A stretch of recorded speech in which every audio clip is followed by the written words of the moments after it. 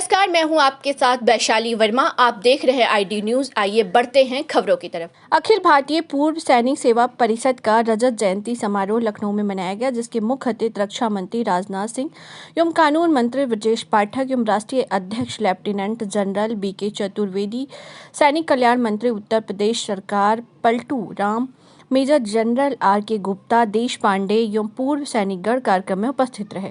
रक्षा मंत्री ने सैनिकों का हौसला अफजाई किया। राहुल सिंह की खास रिपोर्ट। और उसमें अपनी चिंता न करना सबसे महत्वपूर्ण यह है।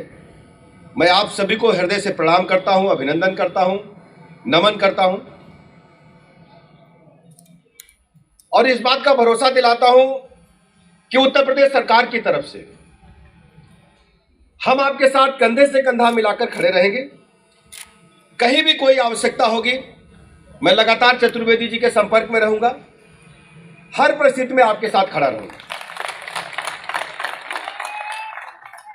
मुझे जानकर इस बात की प्रसन्नता हुई कि मात्र 25-26 वर्ष पहले बना यह संगठन आज देश में वट वृक्ष की तरह तेजी के साथ आगे बढ़ रहा है। आज ये रजत जयंती समारोह भले ही 1 वर्ष के बाद हो रहा है, लेकिन इसकी संख्या 1 लाख होना इस बात को साबित करती है कि इस संगठन के जो पुरोधा हैं, जिन्होंने संगठन को निर्माण किया है, उन्होंने बहुत मेहनत और लगन से संगठन की शक्ति के माध्यम से काम किया है। मुझे इस बात का पूरा भरोसा है। मैं शुभकामनाएं देता हूं। ये पूर्व सैनिकों का सर्वोच्च संगठन देश में शीघ्र ही बनेगा और यहाँ के जो पूर्व सैनिक हैं वो देश के लिए, समाज के लिए इसी प्रकार कार्य करते रहेंगे। और मुझे वास्तव में सभी कार्यक्रमों में जाने का अवसर मुझे मानी जी के साथ मिलता है। आपका साधुवाद। अब मेरे साथियों, मातृशक्ति, अब जिस क्षण का हमें इंतजार था, हमारे प्रेरणा स्रोत रक्षा मंत्री जी श्री राजनाथ सिंह जी, जिन्होंने, और जैसे हमारे माननीय राष्ट्रीय अध्यक्ष जी बता चुके हैं कि 28 दिन के अंदर जो हम चाहते थे वो पूरा हुआ। अखिल भारतीय पूर्व सैनिक सेवा परिषद के राष्ट्रीय अध्यक्ष lieutenant general VK Chaturvedi ji, उत्तर प्रदेश सरकार के विधि एवं न्याय मंत्री श्री ब्रजेश जी पाठक, सैनिक कल्याण मंत्री उत्तर प्रदेश सरकार Shri Paltu Ram ji, major general NP Singh ji, president UP, major general Narendra Gupta, national vice president AVM SP Singh ji, national vice president major general RK Gupta, national vice president doctor JP Sharma, राष्ट्रीय संगठन मंत्री, और इस संगठन को प्रभावी बनाने में लगातार जो भूमिका निभाते रहते हैं, ऐसे हमारे श्री सुनील जी देश पांडे, और इस कार्यक्रम में मौजूद हमारे सभी सम्मानित पूर्व सैनिक।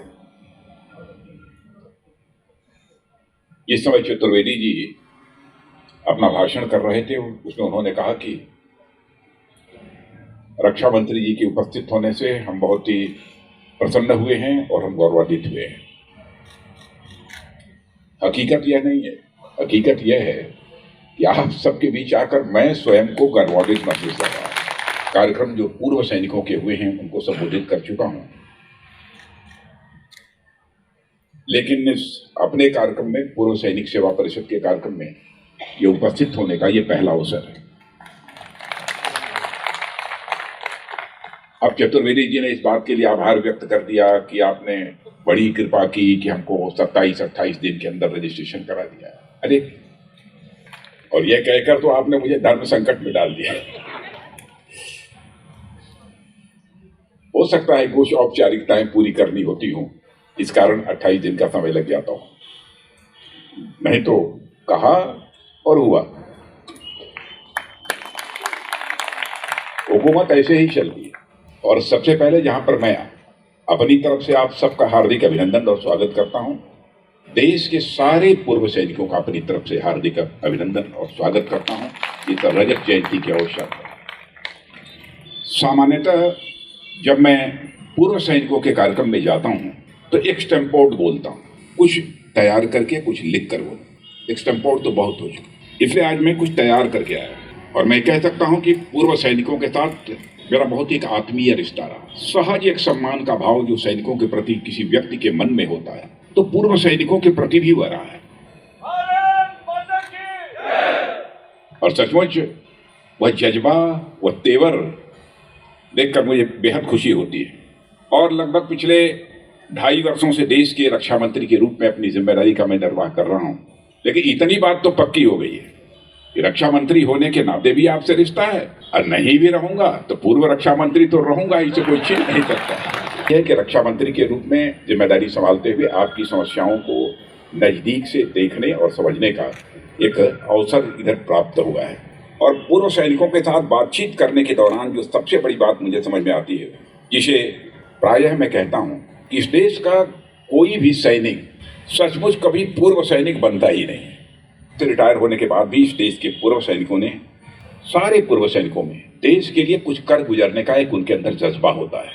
और मैं मानता हूं कि यह जज्बा का पूर्व सैनिक हो जाने के बाद भी कायम रखना यह बेजोड़ है, यह बेमिसाल है। इसका एक उदाहरण कोविड पैंडेमिक के दौरान हमने देखा। कई स्थानों पर मुझे जाने का भी मौका मिला है, तो लोगों के अंदर भारत उसे छोड़ेगा नहीं, यह एक विश्वास लोगों के अंदर पैदा हुआ। लोगों ने दिखा दिया, कोई यह उम्मीद नहीं करता, अंतर्राष्ट्रीय जगत के लोग भी यह उम्मीद नहीं करते थे किस तरीके से सर्जिकल स्ट्राइक होगी। अरे उसकी धरती पर जाकर आतंकवादियों का सफाया करना, उनके कैंप्स का सफाया करना, हवा में ऊपर जाकर सर्जिकल स्ट्राइक कर देना, यह कभी कोई उम्मीद नहीं करता था। 1971 में फुल स्केल वार में बुरी तरह परास्त होने और 1999 में कारगिल के लिमिटेड वार में मात खाए पाकिस्तान को अब आतंकवाद के साथ छोड़ना पड़ेगा। और पहले हम लोगों की भी कुछ ऐसी ही स्थिति थी कि उस पड़ोसी, नाम मैं नहीं ले रहा हूं, समझ गए, यदि उस पड़ोसी के द्वारा पहले भी हमारे यहाँ हरकत की जाती थी तो स्वाभाविक है कि हम लोगों की भी कुछ स्थिति इस प्रकार की थी, हम भी चुप्पी साध लेते थे। लेकिन 2014 के बाद हालात बदले। मैं तो एकदम बिल्कुल जो भी डिसीजंस होते रहे सब कुछ उसमें इन्वॉल्व रहा हूं पूरी तरह, सारे तीनों सर्विसेज के चीफ्स के साथ लगातार उस दौरान बैठना, क्या क्या चीजें हो रही हैं, कैसे आगे बढ़ना, क्या करना, कैसे करना है, सब सारी चीजें होती रही।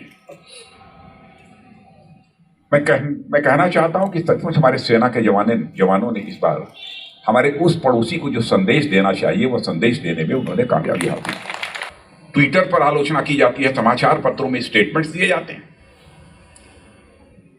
क्या यही होना चाहिए?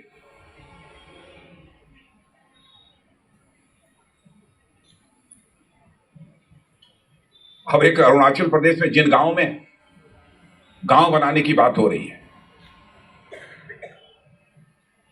अरे भाइयों क्या है उसकी स्थिति में यहां चर्चा नहीं करना चाहता, आप में लोगों को मालूम होगा। और हम क्या कर रहे हैं बॉर्डर पर इस समय, मैं जाकर देख आया हूं।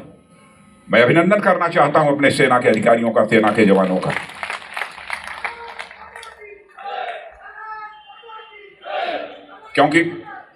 क्योंकि मैं यहां यदि कुछ बोलूंगा तो इंटरनेशनल न्यूज बन जाएगी।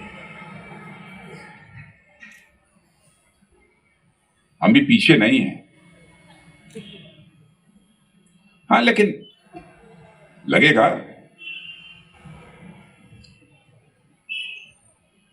अब इतनी बात तो पक्की हो गई है कि पहले जवाब देने में भी थोड़ा सा हम, लेकिन अब नहीं, चाहे जो कुछ भी हो जवाब देंगे।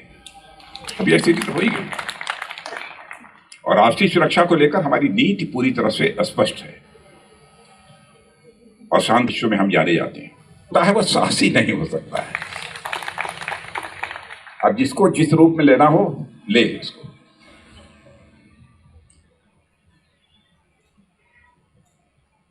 वैसे तो साथियों हर प्रोफेशन जो होते हैं अपने में विशिष्ट होते हैं, पर आर्म फोर्सेस का हिस्सा बनना अपने आप में बेहद खास होता है। लेफ्टिनेंट जनरल्स भी और सारे मेजर जनरल्स, कई लोग हैं ब्रिगेडियर्स भी। सरकार की भी अपनी कुछ सीमाएं होती हैं, लेकिन फिर भी हमारे दिल की चाहत रहती है कि नहीं होनी चाहिए थी। और हमारी कोशिश रहती है कि आपकी जो जिम्मेदारियां हैं, पारिवारिक जिम्मेदारियां हैं, उनका बोझ कुछ कम किया जा सके।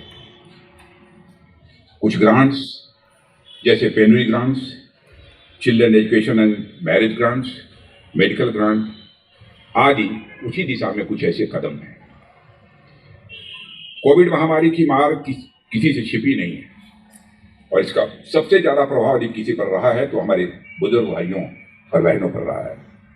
इसे देखते हुए लोकल फॉर्मेशन कमांडर्स को ECHS पैनल में निजी अस्पतालों को भी शामिल करने के लिए अधिकृत किया है।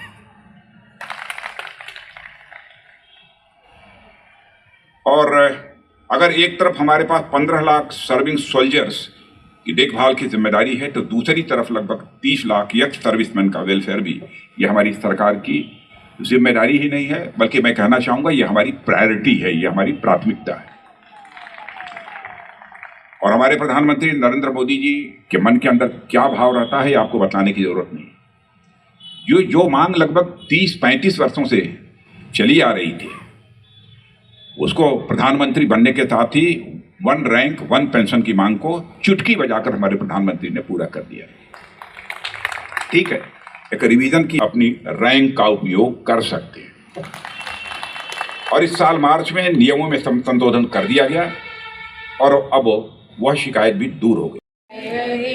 भारत भाग्य विधाता, पंजाब सिंध गुजरात मराठा, द्राविड़ उत्कल बंगा, विंध्य हिमाचल यमुना गंगा, उच्छल जलधि तरंगा।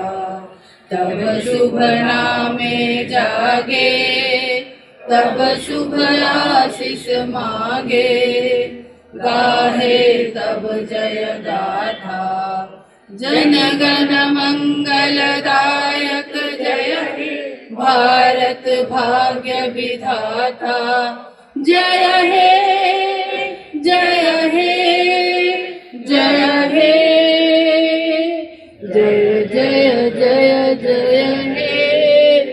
भारत माता की जय, भारत माता की जय, भारत माता की जय। वंदे मातरम, वंदे मातरम, वंदे मातरम। उम्मीद है कि आपको हमारी खबरें पसंद आई होंगी। हमारे चैनल को लाइक और सब्सक्राइब करना ना भूलें और हाँ, बेल आइकन दबाना भी ना भूलें।